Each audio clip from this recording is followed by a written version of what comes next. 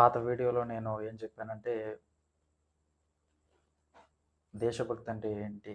దేశభక్తికున్న అసలైన ఫుల్‌ఫిల్‌నెస్ దాని మీనింగ్ ఏంటనేది ఈ సిగ్నేచర్ స్టూడియోస్‌కి సంబంధించి మహేంద్ర గారు అడిగిన ప్రశ్నల్లో మొదటి ప్రశ్నకి సమాధానంగా ఒక వీడియో చేశాను. దానికి సంబంధించి ఆయన అడిగిన రెండో ప్రశ్న ఏంటంటే, ఈ భారతదేశం అనేది కేవలం హిందువులకు సంబంధించి మాత్రమే అని ఆయన వీడియోలో ఇంకో ప్రశ్న అడగడం మొదలుపెట్టారు. మొదటిది ఆయన ఏమడిగారంటే, క్రైస్తవులకి దేశభక్తి లేదన్నారు. దానికి సంబంధించి దేశభక్తి ఏంటనేది మనం వివరించి చెప్పాం. ఇప్పుడు భారతదేశం అనేది కేవలం హిందువులు ఉండే దేశం, అది హిందువులకి మాత్రమే అని ఆయన వీడియోలో చెప్పడం మొదలుపెట్టారు. దీనికంటే ముందుగా మనం ఈ ప్రశ్నని అర్థం చేసుకునే ముందు చాలామంది భారతదేశం అంటే కేవలం హిందువుల దేశం అంటే అంటూ ఉంటారు. దానికి సంబంధించిన వివరాలు అనేది మనం క్లియర్‌గా ఎప్పుడైతే తెలుసుకుంటామో అప్పుడు మనకి దీని మీద కూడా ఒక అవగాహన వస్తుంది. ఎందుకంటే ప్రతి ఒక్కళ్ళు ఇప్పుడు ఇలా అనడం ఫ్యాషన్ అయిపోయింది. భారతదేశం అంటే కేవలం హిందువులది అని. అంటే రాజ్యాంగం కూడా అర్థం చేసుకోకుండా, రాజ్యాంగం మనకి ఏం చెప్తుందో కూడా తెలియకుండా ఇలాంటి మాటలు ఎలా మాట్లాడుతున్నారో నాకు అర్థం కావట్లేదు. బయట వాళ్ళు మాట్లాడితే ఏదైనా అనుకోవచ్చు కానీ, ఒక మీడియా పర్సన్ అని మీరు చెప్పుకుంటూ మీడియాకి సంబంధించి ఏదైతే టెలికాస్ట్ చేస్తూ ఉంటారో, మీరు ఇలాంటి మాటలు మాట్లాడుతూ ఉంటే, మరి మీకు నాలెడ్జ్ అనేది ఉందో లేదో అనేది కూడా నాకు అర్థం కావట్లేదు. చూడండి, ఈయన అడిగిన ప్రశ్న ఏంటంటే, ప్రపంచవ్యాప్తంగా హిందూస్‌ది ఒక్కరిదే, అంటే హిందువులది ఒక్కరిదే ఈ భారతదేశం అని అంటూ ఉన్నారు. దీనికంటే ముందుగా మనం ఏం అర్థం చేసుకోవాలంటే, అసలు భారతదేశం అని, హిందువులని, అదని మనకి చాలామంది చాలా విధాలుగా మాట్లాడుతూ ఉంటారు. అసలు ఏంటి? దీని గురించి సంబంధించిన విషయం ఏంటి? దీని గురించి సంబంధించిన విధానం ఏంటి అనేది ముందుగా మనం అర్థం చేసుకోవాలి. ఎందుకంటే చాలామందికి ఈ విషయంలో చాలా కన్‌ఫ్యూజ్ అవుతూ ఉంటారు. మా దేశంలో మీరుంటున్నారు, మీ దేశంలో మేముంటున్నాం అని చెప్పి ఇలా మత కలహాలు క్రియేట్ చేసి మనిషికి ఇలాంటి ఒక ఇంటర్నల్ వార్ అనేది క్రియేట్ చేసి జనాల మధ్యలో గొడవలనేది పెట్టడంలో ఇలాంటి మీడియా స్ట్రక్చర్ ఏదైతే ఉందో అది చాలా ఇబ్బంది పెడుతుంది. దీనికంటే ముందుగా మనం చరిత్రను అర్థం చేసుకుంటే మనకి అనేకమైన పేర్లున్నాయి. ఉదాహరణకి భారతదేశానికి ఉన్న చాలా పేర్లు, వివిధ పేర్లు ఏంటంటే వాటి మూలాలు. అసలు ఎందుకు ఈ పేర్లతో పిలవాల్సి వస్తుంది? అసలు ఏంటి ఈ పేర్ల యొక్క అర్థం? ఈ పేర్లు విన్న తర్వాత అసలు ఏ పేరుతో మనం ఉంటునే దేశాన్ని పిలవాలి? మహీధర్ గారు చెప్పిన దాంట్లో కేవలం భారతదేశం హిందువులకి మాత్రమేనా అనే విషయాన్ని మనం అర్థం చేసుకుందాం. చూడండి, ముందుగా మనం ఉండే దేశాన్ని భారతదేశం అని అంటారు. దీని మూలం ఎక్కడి నుంచి వచ్చిందంటే, పురాణాల ప్రకారం ప్రాచీన భారతదేశాన్ని పాలించిన భరత చక్రవర్తి, మనందరికీ ఆ పేరు తెలిసే ఉంటుంది కదా! ఆ పేరు మీదుగా దీనికి భారత్ అనే పేరు వచ్చింది. అంటే భారత్ అనే అర్థం ఏంటంటే, బా అంటే వెలుగు అని, రత్ అంటే జ్ఞానం నిమగ్నమైన దేశం అని. అంటే మన దేశంలో జ్ఞానం నిమగ్నమై ఉంది అనే రూపకాలంకార ప్రతీకగా చెప్పడానికి భారత్ అనే పేరు, అంటే భారతదేశం అనే పేరుని చెప్పడం జరుగుతూ ఉంది. దీని ముఖ్య ఉద్దేశం ఏంటంటే, ఇది మన దేశానికి ఉన్న ప్రాచీన సాంస్కృతిక పేరుకి ఒక ఎగ్జాంపుల్‌గా, అంటే వివరణగా భారత్ అనే పేరు పిలవడం జరుగుతుంది. ఇది భారత్ అనే పేరుకు వచ్చిన మీనింగ్ ఏంటి? భారత చక్రవర్తి పాలించిన ఆ కాలంలో మన దేశానికి ప్రాచీన కాలంలో ఉన్న ఆ ప్రాచీన సంస్కృతికి సంబంధించి ఆ పేరు పిలవడం జరుగుతూ ఉంది. అయితే ఇండియా అనే పేరు ఎలా వచ్చిందంటే, దీని మూలం మనకి సింధు నది, అంటే ఇండస్ రివర్ మనం ఏదైతే పిలుస్తూ ఉంటామో దాని నుంచి వచ్చిన పేరు ఇది. ప్రాచీన గ్రీకులు ఏం చేసేవారంటే, సింధు నదికి అవతల వైపు ఉన్న భూభాగం ఏదైతే ఉందో దాన్ని ఇండికా లేదా ఇండియా అనే పేరుతో పిలిచేవారు. ఎవరు పిలిచేవారు? ప్రాచీన గ్రీకులు ఎవరైతే ఉన్నారో, ఈ సింధు నది నాగరికత ఏదైతే ఉందో దాన్ని అప్పట్లో ఇండస్ రివర్ అనేవారు కదా! దాని నుంచి వచ్చిన పేరుని ఈ గ్రీకులు సింధు నదికి అవతల వైపు ఉన్న వాళ్ళని ఇండియా లేదా ఇండిగా అని పిలిచేవారు. కాబట్టి ఈ పేరు అనేది ఇలా రావడం జరిగింది. అయితే ప్రధానంగా బ్రిటిషు ఇంకా యూరోపియన్ పేర్లు అంతర్జాతీయంగా ఈ ప్రాచుర్యంలోకి రావడం బట్టి మనకి ఆధునిక కాలంలో ప్రపంచవ్యాప్తంగా దీని పేరు మనకి ఇండియా అని పిలవడం ద్వారా మనకి ఒక రికగ్నిషన్ అనేది అర్థమవుతూ ఉంటుంది, మనం ఇండియా నుంచి వచ్చామనేది. ఓకే, ఇప్పుడు హిందుస్థాన్ అనే పేరు ఎలా వచ్చిందో మనం తెలుసుకుందాం. దీని మూలం ఎక్కడి నుంచి వచ్చిందంటే ఇది పర్షియన్లో నుంచి వచ్చిన భాష.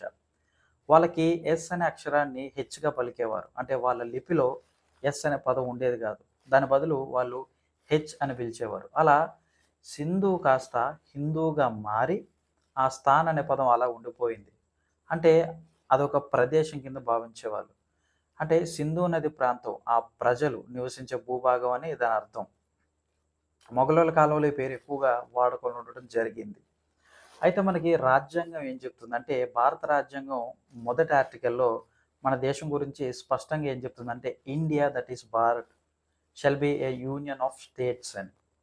అంటే ఇండియా అన్న భారత్ అన్న అదొక యూనియన్ ఆఫ్ స్టేట్స్ అని అర్థమవుతుందా? అంటే ఇండియాకి సంబంధించి ఒక పేరు, హిందూకి సంబంధించి ఒక పేరు, భారత్కి సంబంధించి ఒక పేరు కాదు. అది మన ప్రాచీన కాలంలో ఎలా పిలిచేవారు, దాని యొక్క మూలాలు ఏంటి అనేది తెలుసుకోవడం మనకి తెలియాల్సిన విషయం. సాంస్కృతికంగా పిలవాలంటే భారత్ అని, పర్షియన్ల ప్రభావంతో హిందుస్థాన్ అని, పాశ్చాత్యుల భావంలో ఇండియా అని.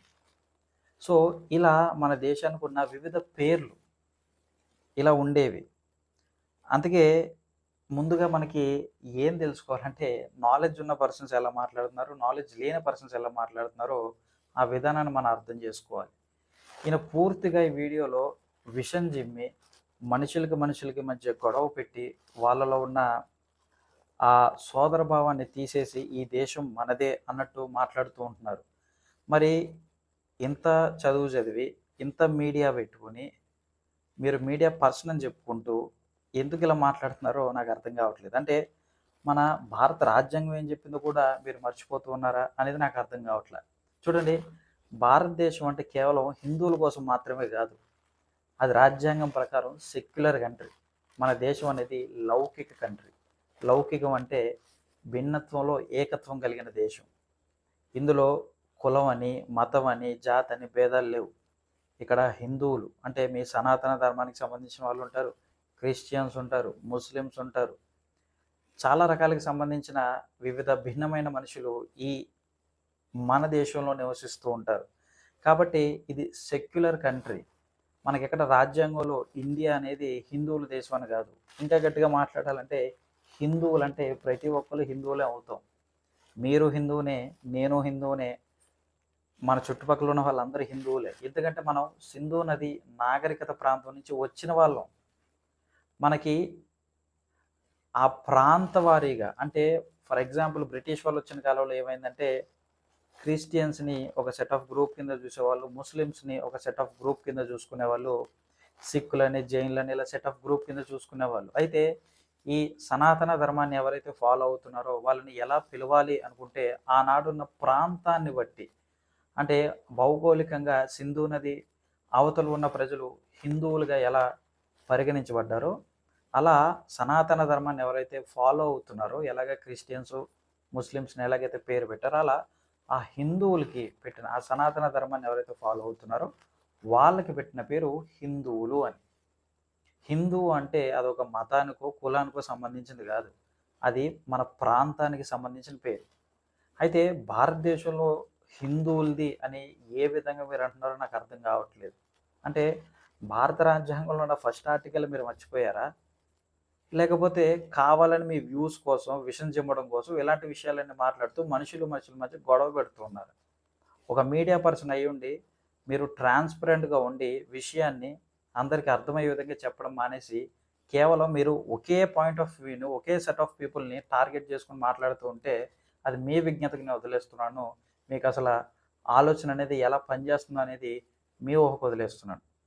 చూడండి, భారత రాజ్యాంగం ప్రకారం మన దేశానికి అధికార మతం కూడా లేదు, అటువంటిది ఏది లేదు. ఇది సార్వత్రిక సామవాద్య ప్రపంచం, లౌకిక ప్రపంచం, ప్రజాస్వామ్య ప్రపంచం. అందుకే మనం గణతంత్ర రాజ్యం అని పిలుచుకుంటూ ఉంటారు. దీన్ని గణతంత్ర దినోత్సవం మనం జరుపుకుంటూ ఉంటాం. అంటే ప్రభుత్వం అన్ని మతాల వారిని, అన్ని కులాల వారిని యాక్సెప్ట్ చేస్తుంది మన దేశం. మన రాజ్యాంగం ఇచ్చిన హక్కు అది.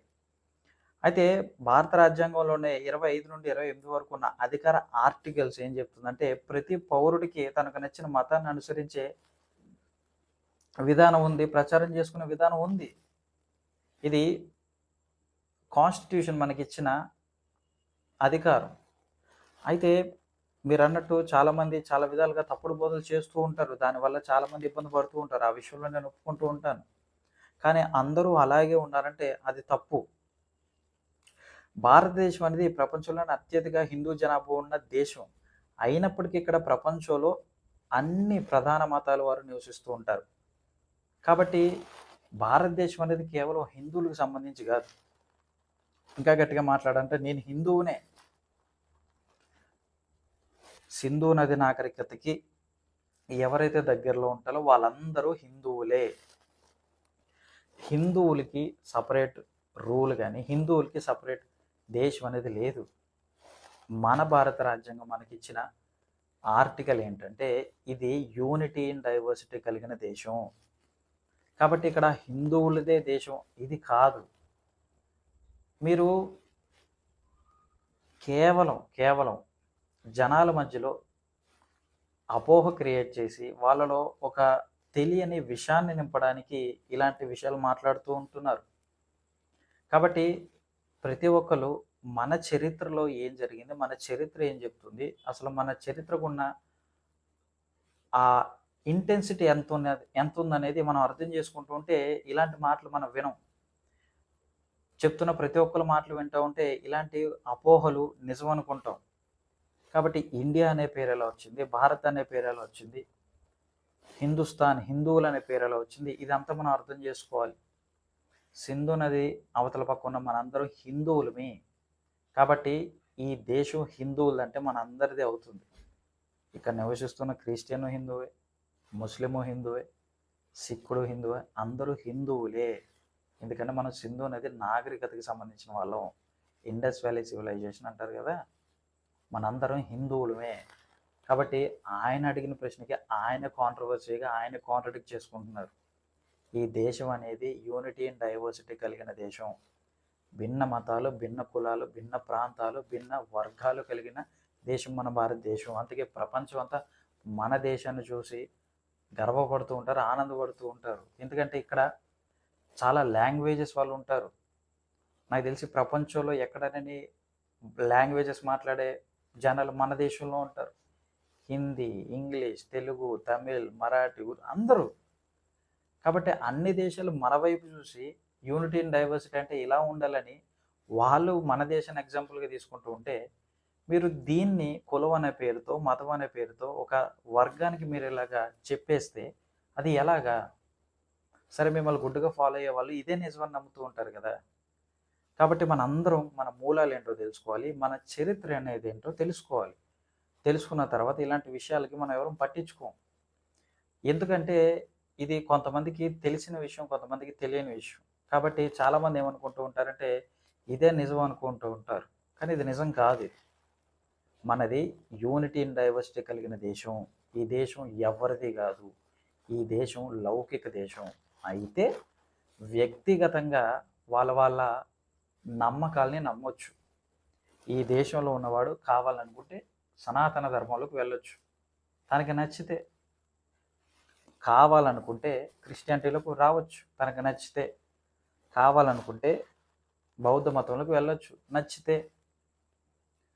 దేశం అనేది లౌకికమైన దేశం. నేను చెప్పాను కదా, నమ్మకం అనేది వ్యక్తిగతం. మీరు ఈ వీడియోలో కూడా రెండింటిని కలిపి చెప్పడం మొదలు పెడుతూ ఉన్నారు. కాబట్టి ఈ రెండు కలిపి చెప్తే గొడవలే వస్తాయి, పరిష్కారం రాదు. కాబట్టి మన దేశం అనేది యూనిటీ అండ్ డైవర్సిటీ కలిగిన దేశం, లౌకిక దేశం. ఇక్కడ అన్ని మతాల వారు ఉంటారు, అన్ని ప్రాంతాల వారు ఉంటారు. కాబట్టి ఈ దేశం హిందువులది కాదు, ఈ దేశం మనందరిది, ఈ దేశం మనది.